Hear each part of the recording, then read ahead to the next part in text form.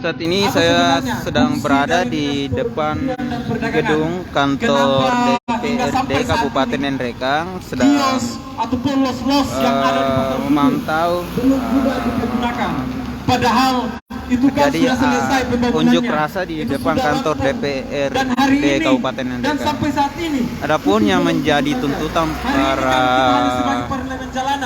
masa ini adalah mengenai yang harusnya mewakilkan pasar kita, sudu yang sejatinya sudah dibangun oleh pemerintah Kabupaten Nrekang, dalam hal ini Dinas Perindustrian dan Perdagangan Kabupaten Nrekang atau Disperindak. Namun sampai saat ini menurut dari para aksi, bahwasanya masyarakat itu belum tidak dibiarkan untuk sebelum pagi mengucap pagi, sebelum siang beraktivitas di dalam bangunan pasar sudu yang sudah dibangun. Warahmatullahi wabarakatuh.